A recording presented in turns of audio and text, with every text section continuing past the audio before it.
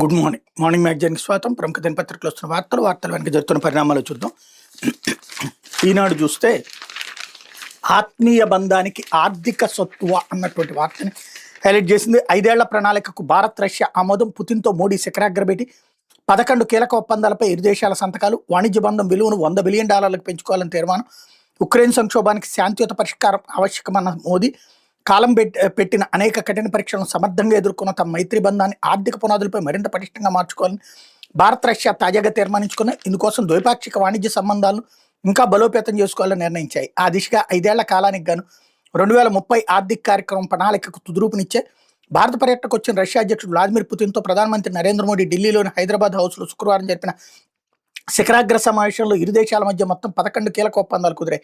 ఆరోగ్యం, ఆహార భద్రత, నౌకాయానం, ఎరువులు, విద్య, భారత్ నుంచి రష్యాకు నిపుణులైన కార్మికుల వలస తదితర రంగాల్లో పరస్పర సహకారం పెంపుకి ఇవి దోహదపడబోతున్నాయి అన్నటువంటిది హైలైట్ చేశారు. ఇకపోతే రుణగ్రహీతలకు భారీ ఉపశమనం, 2025లో 1.25% తగ్గిన వడ్డీ రేట్లు, ఇల్లు కొనాలనుకునే వారికి తగ్గనున్న భారం, ఇల్లు కారు కొనాలనుకునే వారికి రిజర్వ్ బ్యాంక్ ఆఫ్ ఇండియా శుభవార్త వినిపించింది. తాజా పరపతి విధాన సమీక్షలో రెపో రేట్ని 25 బేసిస్ పాయింట్లు తగ్గించింది. 2024 డిసెంబర్ 6న రెపో రేటు 6.5% కాగా ఏడాది తర్వాత ఇప్పుడు 5.25% దిగొచ్చిందంటే 2025లో రెపో రేటు 1.25%, ఫిబ్రవరిలో 0.25%, ఏప్రిల్లో 0.25%, జూన్లో 0.5%, డిసెంబర్లో 0.25% చొప్పున తగ్గింది అన్నటువంటి వార్తని హైలైట్ చేశారు.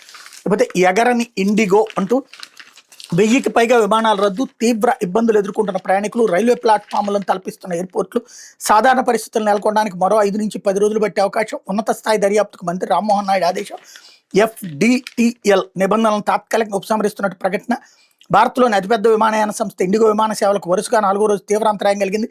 దేశవ్యాప్తంగా 1000కి పైగా విమాన సర్వీసులు సంస్థ శుక్రవారం రద్దు చేసింది. శనివారం కూడా భారీ స్థాయిలోని విమానాలు రద్దు అయ్యే అవకాశం ఉంది. సాధారణ పరిస్థితులు నెలకొనడానికి మరో 5 నుంచి 10 రోజులు పడుతుందని ఆ సంస్థ ముఖ్య కార్యనిర్వహణాధికారి పీటర్ ఎల్సెన్స్ తెలిపారు.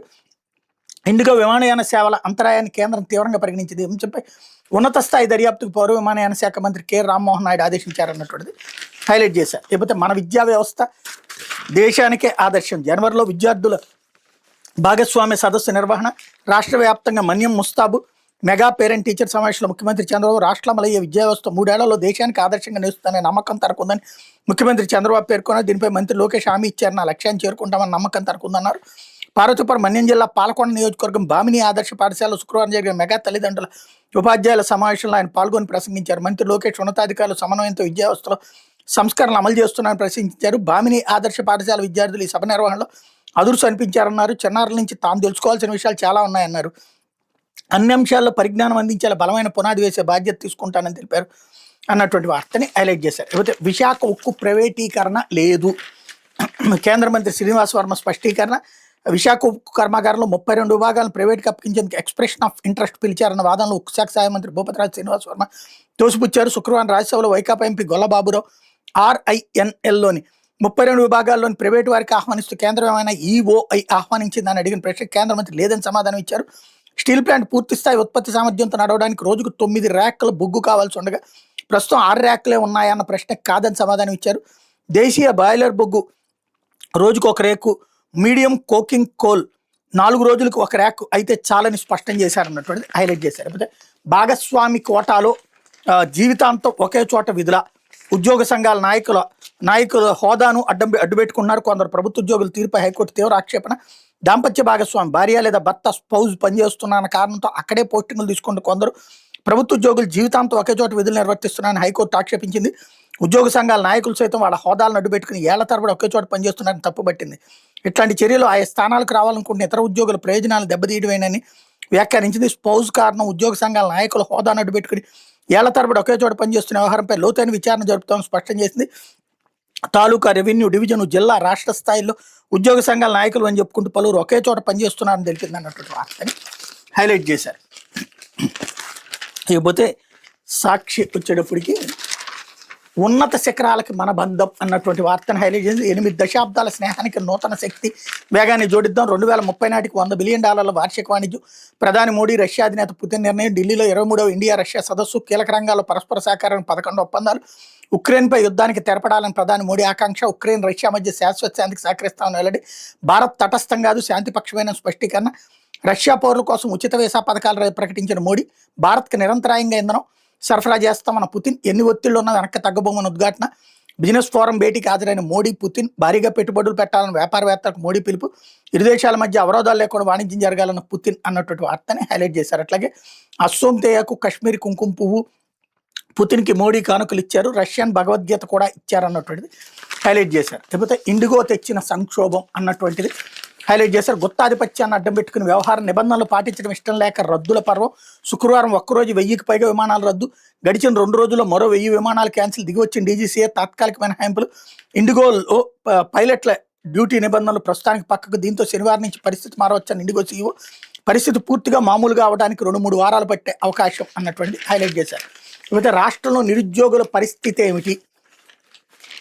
ఎప్పుడూ కాంట్రాక్ట్ అవుట్సోర్సింగ్ కింద పోస్టులు భర్తీనా, విద్యా సంస్థలను అడ్డాకూలీల కేంద్రాలుగా మార్చేస్తున్నారు, విద్యా వ్యవస్థ నాశనం అవుతుంటే చూస్తూ ఊరుకోం, యూనివర్సిటీలను నాశనం చేస్తుంటే మౌనంగా ఉండలేవు, రాష్ట్ర ప్రభుత్వం ఎస్వీయు తీర్పు హైకోర్టు ఆగ్రహం, అకాడమిక్ కన్సల్టెంట్ నియామక ప్రక్రియ స్టే అన్నటువంటిది హైలైట్ చేశారు. లేకపోతే మా గూడుని కూల్చారు అంటూ ప్లాట్లు కొని అన్ని అనుమతులతో ఇళ్లు నిర్మించుకుంటున్నాం, 23 ఏళ్ల తర్వాత సొసైటీ పేరిట వచ్చి ఖాళీ చేయమన్నారు, కోర్టు ఉత్తర్వు లేకుండా మా ఇళ్లను నేలమట్టం చేశారు, 3 రోజులుగా నా భార్యాబిడ్డలతో టెంట్ల కింద ఉంటున్నాను, న్యాయం చేయాలంటూ వైఎస్ఆర్సీపీ అధ్యక్షుడు మాజీ సీఎం వైఎస్ జగన్మోహన్ రెడ్డికి బాధితుల వినతి పత్రం అన్నటువంటిది హైలైట్ చేశారు. అయితే మహిళ శరీరంలో సర్జికల్ బ్లేడ్, ఎక్స్రే తీగ, మహిళ శరీరంలో కనిపిస్తున్న సర్జికల్ బ్లేడ్ ఫోటోని ఇక్కడ హైలైట్ చేశారు. ఆపరేషన్ సమయంలో బ్లేడ్ లోపల పెట్టి కుట్టేసిన వైద్యులు. నర్సరావుపేట ప్రభుత్వ ఏరియా ఆసుపత్రిలో దారుణం. చంద్రబాబు పాలనలో రోజు రోజుకి దిగజారుతున్న ప్రభుత్వ ఆసుపత్రులు అన్నటువంటిది హైలైట్ చేశారు. డాక్టర్ చేసిన తప్పుకి చంద్రబాబు ఏం చేస్తారు? వాళ్ళ మీద యాక్షన్ తీసుకోగలరు. కానీ స్టార్ట్ యాక్షన్ కట్ అంటూ సినిమా షూటింగ్ను తలపించిన మెగా పీటీఎం. క్లాస్ రూమ్ సెట్టింగ్లో పక్కా స్కిట్తో సీఎం చంద్రబాబు, మంత్రి లోకేష్ షో. ముందుగా ఎంపిక చేసిన వారికే మాట్లాడే అవకాశం. స్కూల్ కమిటీ చైర్మన్కు వేదికపై చోటు దక్కనవైన. గత ప్రభుత్వ నాడు నేడు ఆనవాళ్ళు కనిపించకుండా అలంకరణ. విద్యారంగాన్ని దిగజార్చి మళ్లీ పీటీఎంలా మెగా పీటీఎం పేరుతో కోట్లు ఖర్చు చేస్తున్నాయని ప్రచార యావ తప్ప ప్రగతిని విస్మరించిన సీఎం చంద్రబాబు. నాసిరకంగా మధ్యాహ్న భోజనం, నాణ్యత లేని స్టూడెంట్ కిట్లు, అటకెక్కిన డిజిటల్ విద్యా బోధన, సబ్జెక్ట్ టీచర్ కాన్సెప్ట్కి మంగళం, టోఫెల్, సిబిఎస్ఈ రద్దు, ఐబీ బోధన నిలిపేత, తొలి ఏడాది పూర్తిగా తల్లికి వందనం ఎగవేత, 2వ ఏడాది అరకొర. వైఎస్ జగన్ సర్కార్లు ప్రభుత్వ పాఠశాల విద్యకు అత్యధిక ప్రాధాన్యం అన్నటువంటి హైలైట్ చేశారు. పోతే క్రెడిట్ చోరీలో బాబు బాటలో పవన్. 5 ఏళ్ల కిందట వైఎస్ జగన్ ప్రభుత్వం ఏర్పాటు చేసిన డీడీఓలకు ఇప్పుడు డిప్యూటీ సీఎం హడావిడి. వైఎస్ జగన్ హయాంలోని పంచాయతీరాజ్ శాఖలో డివిజనల్ డెవలప్మెంట్ అధికారి పోస్టులు సృష్టి. గ్రామ వార్డు సచివాలయాలతో సమన్వయం కోసం ప్రవేశపెట్టినటువంటి గత ప్రభుత్వం అదనపు సిబ్బంది, కార్యాలయాల నిర్వహణకు నిధులు కేటాయింపు. 33 ఏళ్లుగా పదోన్నతులకు నోచుకుని ఎంపీడీఓలకు డీడీఓలుగా ప్రమోషన్. 5 ఏళ్ల నుంచి ప్రతి రెవెన్యూ డివిజన్లో పనిచేస్తున్న అధికారులు నాడు డిఎల్డీఓగా వ్యవహరించగా నేడు డీడీఓగా మార్చిన బాబు సర్కార్. కొత్త వ్యవస్థ కార్యాలయాలు ప్రవేశపెట్టిన జగన్ తన ఆలోచనలుగా చెప్పుకున్న పవన్ అన్నటువంటి వార్తని హైలైట్ చేశారు. కాకపోతే ఇక్కడ పవన్ కళ్యాణ్కి ఆ విషయం అవగాహన ఉండకపోవచ్చును. వాళ్ళు అధికారులు అట్లా చెప్తే కరెక్ట్ అనుకుని ఉండొచ్చును. ఇట్లాగా అంటే ఆ డిఎల్డిఓ బదులు డీడీఓ అని పెట్టడమే కరెక్ట్ అనుకుని కూడా ఉండొచ్చును. ఇకపోతే ఆంధ్రజ్యోతి. భారత ఇంధన అవసరాలన్నీ తీరుస్తాం, అంతరాయం లేకుండా చమురు సరఫరా చేస్తాం, కుడంకుళం అణు విద్యుత్ ప్లాంట్కు సహకరిస్తాం. ప్రధాని మోడీతో భేటీలో రష్యా అధ్యక్షుడు పుతిన్ హామీలు. ఢిల్లీలోని హైదరాబాద్ హౌస్లో 23వ శిఖరాగ్ర సమావేశం. భారత్ రష్యా మధ్య 5 ఏళ్ల వ్యవధికి ఆర్థిక ఒప్పందం. 2030 నాటికి ద్వైపాక్షిక వాణిజ్యం $100 బిలియన్. ఆరోగ్యం, ఆహార భద్రత, షిప్పింగ్ తదితర 16 ఒప్పందాలు. ఉక్రెయిన్తో శాంతియుత ముగింపు మోడీ సూచన. భారత్ రష్యా స్నేహం ఒడిదుడుకులను తట్టుకుని ధ్రువతారగా నిలిచిందని వెల్లడి. చర్చల తర్వాత మోడీ పుతిన్ మీడియా సమావేశం. రాష్ట్రపతి భవన్లో విందు.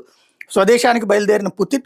విందుకు శశి థరూర్, రాహుల్ ఖర్గేలకు అందరి ఆహ్వానం అన్నటువంటిది హైలైట్ చేశారు. అట్లాగే ఏ దేశము ఒంటరి కాదు, రష్యాతో వాణిజ్యం వద్దని అమెరికా, యూరప్ ఒత్తిళ్లు. అయినప్పటికీ భారత్లో వ్లాదిమిర్ పుతిన్ పర్యటన ఇది ప్రపంచానికి స్పష్టమైన సందేశం పంపింది. చైనా మీడియాలో కథనాలు. రష్యన్ భాషలోనే అనువదించిన గ్రంథాన్ని, భగవద్గీతని బహుకరించిన మోడీ. పాలరాతి చదరంగం కూడా అన్నటువంటిది హైలైట్ చేశారు. అయితే మీ కళలకు మారెక్కలు అంటూ ఆవిష్కర్తలుగా ప్రభుత్వ పాఠశాలలో విద్యార్థులు వచ్చే ఏడాది సదస్సు. మంచి ఆలోచనలకు అవార్డులు. ఉన్నత విద్యకు కొత్త పథకం కళలకు రెక్కలు. విదేశీ విద్యకు పాల వడ్డీకి రుణాలు. ప్రైవేట్ స్కూళ్లకు ధీటుగా ప్రభుత్వ పాఠశాలలో చదువులు. ప్రతి ఏటా డిఎస్సీ నిర్వహిస్తాం. విద్యారంగంలో లోకేష్ మార్పులు. 3 ఏళ్లలో విప్లవాత్మక ఫలితాలు. గతంలో విద్యారంగంపై రాజకీయ నేడ. మెగా పీటీఎంలో చంద్రబాబు వెల్లడి. బడిని బాగు చేద్దాం లోకేష్ పిలుపు అన్నటువంటి హైలైట్ చేశారు. నాడు నేడు అని చక్కగా స్కూళ్ళను బాగు చేసింది నాడే. ఇప్పుడు అట్లా కొత్తగా స్కూళ్ళు ఏం బాగు చేస్తున్న దాఖలాలు లేవు. అట్లాగే అక్కడ ఆ రోజుల్లోనే ఈ టీచర్స్తో మీటింగు, పేరెంట్స్ కమిటీలు అప్పుడే జరిగినాయి. ఇప్పుడు వాళ్ళు భోజనాలు అవన్నీ వాళ్ళే చూసుకునేవాళ్ళు. ఇప్పుడు కొత్తగా చేస్తున్నది ఏం లేదు. అలాగే అప్పుడు ట్యాబ్లు ఇచ్చేవాళ్ళు, అవి కూడా తీసేశారు. రాజకీయ రంగం అంటే ఓన్లీ ఆ పుస్తకాల మీదని జగన్ బొమ్మలు వేసుకోవడం ఒక్కటే ఉంది. అది తప్పించి మిగతాదంతా ఎడ్యుకేషన్ సిస్టమ్ టోటల్‌గా ఆధునీకరించబడింది ఆ రోజునే. దాన్ని ఇప్పుడు కొనసాగిస్తున్నాం మనం. కాపోతే మనం రోజు మాట్లాడే ఉపన్యాస రాజకీయ ధోరణే సాగుతా ఉంది. చివరికి దీన్ని ఇప్పుడు స్కూళ్ళల్లోకెళ్ళి రాజకీయ నాయకులు కూర్చోవడం ఇప్పుడు కదా జరుగుతోంది. అప్పుడు లేదు గదా! కాకపోతే దేవదేవుడినే దోచేశారు. గత పాలనలో తిరుమలలో ఎన్నో అక్రమాలు ఒక్కొక్కటిగా పగులుతున్న పాపాల పట్ట ఇప్పటికే పరకామణి కల్తీనైపోయి విచారణ, ఇంకా టీటీడీలో ఎన్నో అవినీతి ఆరోపణలు. ఎన్నికలకు ఏడాది ముందు 3,000 కోట్లతో హడావిడిగా పనులు, కోట్లలో కమిషన్లు, మార్కెటింగ్ విభాగంలో భారీగా అవినీతి, రూ. 400 చాలువ 1334 కొనుగోలు, శ్రీవాణి ట్రస్ట్ నిధుల దుర్వినియోగం, శ్రీవారి తులాభారంలోని అక్రమాలు, అన్నిటిపైన దృష్టి పెట్టిన ప్రస్తుత పాలక మండలి ప్రక్షాళన దిశగా టీటీడీ అడుగులు అన్నటువంటి వార్తని హైలైట్ చేశారు. ఏంటంటే హిందుత్వ సెంటిమెంట్ పెరుగుతోంది కాబట్టి దాన్ని జగన్కి వ్యతిరేకంగా తయారు చేయడం కోసం ప్రతి అంశంలోనూ కూడా దేవుణ్ణి లాక్కొచ్చి ఏదో జరిగితే ఆఫీసర్లు ఆటోమేటిక్గా యాక్షన్ తీసుకోవడం సహజ సిద్ధంగా జరుగుతుంది. ఇప్పుడు తీసుకుంటున్న నిర్ణయాల మీద తర్వాత వచ్చే ప్రభుత్వం జరుగుతూనే ఉంటుంది. కాకపోతే దాన్ని పర్టికులర్గా కావాలని తీసుకొస్తున్నాం. ఇప్పుడు జోగి జనార్దన్ లిక్కర్ బంధం, మొలకల చెరువు నకిలీ మద్యం కేసులో 540 పేజీలతో ప్రాథమిక ఛార్జ్షీట్, తంబళపల్లి కోర్టులో దాఖలు చేసిన ఎక్సైజ్ పోలీసులు, జోగి రమేష్ జనార్దన్ రావుల సంబంధాల ప్రస్తావన, జోగి అద్దేపల్లి సోదరుల కస్టడీకి రెడీ అన్నటువంటి వార్తని హైలైట్ చేశారు. దీంతో ఈ కేసు శాంతం సర్వనాశనం అయిపోయినట్టే. ఎందుకంటే ఎప్పుడైతే సంబంధం లేని వ్యక్తులు తీసుకొచ్చి అందులో పెడతారో వాళ్ళిద్దరు కేవలం ఎప్పుడో ఫోన్లో మాట్లాడుకున్నారు అన్నటువంటి ఒక పాయింట్, రెండోది డబ్బులు ఇచ్చానని చెప్పాడు అన్నటువంటి ఒక పాయింట్. ఈ అసలు దేనికి చెల్లుబాటు కావు. ఎప్పుడైతే ఇట్లాగ తప్పుడు కేసు పెట్టారో అసలు వాడు తప్పించుకుంటాడు. ఇప్పుడు ఆ జనార్దన్ తప్పించుకుంటాడు, జయచంద్రారెడ్డి తప్పించుకుంటాడు. కేవలం రాజకీయ దురుద్దేశం కాదు ఇక్కడ, కేసు కొట్టివేయబడాలన్న తెలివితేటలతోనే ఇట్లాంటి తప్పుడు కేసు పెట్టారు అన్నటువంటిది ఇక్కడ స్పష్టం. నిజమైన కేసుని చంపేసి అబద్ధాల కేసుని తీసుకొచ్చి కేసును తప్పుదో పట్టించి మనవలను కాపాడుకునే క్రమమే ఇక్కడ జరుగుతుంది. అయితే కావాలనే సంక్షోభం అంటూ ఉద్యోగులు రాసిన లేఖతో ఇండిగో యాజమాన్యంపై సందేహాలు, సంక్షోభానికి కారకులు బాగానే ఉన్నారు, ఫ్రంట్ లైన్ ఉద్యోగులను ప్రయాణికుల ఆగ్రహాన్ని ఎదుర్కొన్న, డీజీసీఐ నిబంధనలు అమల్లోకి రాగానే విమాన సర్వీసులు రద్దవడం ఏంటి, ఉద్యోగుల బాధ్యత లేదని ప్రకటించాలి, లేఖలో ఇండిగో సిబ్బంది డిమాండ్, డీజీసీఐ నిబంధనల అమలుకు వ్యవధి ఇచ్చిన ఏర్పాట్లు చేసుకుని ఇండిగో దర్యాప్తునికి ఆదేశించిన కేంద్రం, ఫిబ్రవరి 10 దాకా ఇండిగోకి తాత్కాలిక నిబంధనల సడలింపు, 15 రోజులకు ఒకసారి సమీక్ష, తప్పంతా ఇండిగోదే, చర్యలు తప్పవు, కేంద్ర మంత్రి రామ్మోహన్ నాయుడు, తాజాగా 589 ఇండిగో సర్వీసులు రద్దు అన్నటువంటిది హైలైట్ చేశారు. మనం నేను ఈ వార్త చదువుతున్న సమయానికి ఇవాళ కూడా 1000 విమానాలు క్యాన్సిల్ అయినాయి. ఇకపోతే మ్యాచ్ ఫిక్సింగ్ గుత్తాధిపత్యం వల్ల అంటూ ఇండిగో సంక్షోభంపై రాహుల్, పార్టీ ప్రభుత్వం వ్యాపారాన్ని ఇద్దరే నడిపితే ఎలాగే ఉంటుంది కేరా, కొత్త జంట వర్చువల్ రిసెప్షన్, విమానం రద్దుతో వింత పరిస్థితి అన్నటువంటిది హైలైట్ చేశారు. ఇకపోతే రుణాలు మరింత చౌక అంటూ గృహ వాహన రుణాలపై తగ్గనున్న ఈఎంఐల భారం, రెపో రేటు 0.25% తగ్గింపు, 5.25% రెపో, జీడీపీ వృద్ధి అంచనా 6.8 నుంచి 7.3%, ఓఎంఓతో 1,00,000 కోట్ల ప్రభుత్వ బాండ్ల కొనుగోలు, 45,000 కోట్ల డాలర్ రూపీ మార్పిడి వేలం, ఆర్బీఐ ద్రవ్యపరపతి సమీక్ష నిర్ణయాలు అన్నటువంటి వార్తని హైలైట్ చేశారు. కాబట్టి చింతూరులో ఉద్రిక్తత అంటూ హెడ్మామృతిపై నిజ నిర్ధారణకు టీవీ విద్యార్థులు, చింతూరులో వద్ద వాళ్ళని అడ్డుకున్న గ్రామస్తులు, మావోయిస్ట్ నేత హెడ్మా ఎన్కౌంటర్ జరిగిన అల్లూరు జిల్లా మారేడుమిల్లి ప్రాంతానికి వెళ్ళడానికి ప్రయత్నించి తెలంగాణ విద్యార్థులను చింతూరు వద్ద గ్రామస్తులు అడ్డుకోవడం కొద్ది గంటల పాటు ఉద్రిక్తత నెలకొంది. హెడ్మా ఎన్కౌంటర్పై సోషల్ మీడియాలో భిన్న కథనాలు వినిపిస్తున్న నేపథ్యంలో ఈ ఘటనలో నిజానిజాలు తెలుసుకునేందుకు ఉస్మానియా, కాకతీయ యూనివర్సిటీలకు చెందిన 12 మంది విద్యార్థులు నిజ నిర్ధారణ కమిటీకి ఏర్పడి శుక్రవారం ఏపీకి వచ్చారు. ఘటన జరిగిన మారేడుమిల్లి ప్రాంతానికి చింతూరు మీదుగా వెళ్లేందుకు ప్రయత్నించారు. విషయం తెలుసుకున్న గ్రామస్తులు చింతూరులో వారి వాహనాన్ని అడ్డుకున్నారు. రోడ్డుపైన మావోయిస్టులు దిష్టిబొమ్మను దహనం చేశారు. విద్యార్థుల వాహనం కదలకుండా అడ్డంగా నిలబడి వాళ్ళతో వాగ్వాదానికి దిగారు. మావోయిస్టులు చనిపోతే నిజ నిర్ధారణ కమిటీ అంటూ వచ్చారు. మరి అదే మావోయిస్టులు ఇన్ఫార్మర్పై హత్యలు చేస్తే ఎందుకు స్పందించడం లేదంటూ విద్యార్థులు నిలదీశారు. ఆదివాసీ ప్రాంతాల అభివృద్ధికి మావోయిస్టులు అడ్డంకిగా మారంటూ రోడ్డు మీద ధర్నాకి దిగారు. విషయం తెలుసుకున్న చింతూరు పోలీసులు సంఘటన స్థలానికి చేరుకుని విద్యార్థులు వారి వాహనాన్ని అదుపులో తీసుకుని పోలీస్ స్టేషన్ తరలించారు. సాయంత్రం వరకు విద్యార్థులు తమ అదుపులో ఉంచుకుని ఆ తర్వాత తెలంగాణలో భద్రాచలంలో వదిలిపెట్టారు. కాగా రోడ్డు మీద గ్రామస్తులు విద్యార్థుల మధ్య వాగ్వాదం కారణంగా చింతూరు ఎర్రంపేట మధ్య ప్రధాన రహదారిపై కొన్ని గంటల పాటు వాహనాలు నిలిచిపోయి చింతూరు మీదుగా మారేడుమిల్లి చేరుకునేందుకు ప్రయత్నించిన తమను అడ్డుకున్నది గ్రామస్తులు కాదు, వాళ్ళు పోలీసులైనంత తమ పట్ల నిరంకుశంగా వ్యవహరించారని తెలంగాణ విద్యార్థులు ఆరోపించారన్నటువంటిది హైలైట్ చేశారు. అలాగే 100 రూపాయలతో వారసత్వ భూముల రిజిస్ట్రేషన్, మార్కెట్ విలువ 10 లక్షలు దాటితే ఫీజు 1000 రూపాయలు, నామమాత్రంగా స్టాంప్ డ్యూటీ జీవో విడుదల, వారసత్వ వ్యవసాయ భూముల రిజిస్ట్రేషన్ ప్రభుత్వం సులభతరం చేసింది. నామమాత్రం స్టాంప్ డ్యూటీ వసూలు చేసి రిజిస్ట్రేషన్ ప్రోత్సహించాలని నిర్ణయించింది. ఈ మేరకు శుక్రవారం జీవో జారీ చేసింది. సబ్ రిజిస్ట్రార్ కార్యాలయం నిర్ధారించిన మార్కెట్ విలువ ప్రకారం సదరు ఆస్తి విలువ 10 లక్షల లోపు ఉంటే 100, ఆ పైన ఉంటే 1000 ఫీజును స్టాంప్ డ్యూటీ కింద తీసుకుంటారు. భూ యజమానులు మరణించిన అనంతరం వారసులకు సంక్రమించే వాటికి మాత్రమే ఈ ఫీజులు వర్తిస్తాయని జీవోలో పేర్కొంది. అప్పటి వరకు వారసత్వ భూముల రిజిస్ట్రేషన్పై ఆ ఆస్తి మార్కెట్ విలువ 1% స్టాంప్ స్టాంప్ డ్యూటీగా వసూలు చేశారు ఇప్పటిదాకా. తల్లిదండ్రులు మరణానంతరం వారసత్వంగా వచ్చే ఆస్తులను వారసులు తహసీల్దార్కి దరఖాస్తు చేసి కాగితాలపై రాసుకుంటున్నారు. వీటికి మ్యుటేషన్లు సకాలంలో జరగడం లేదని తహసీల్దార్ కార్యాలయ సిబ్బంది పదే పదే తిప్పుతున్నారు. గత ఏడాదిలో 55,000 ఫిర్యాదులు ప్రభుత్వానికి వచ్చాయి.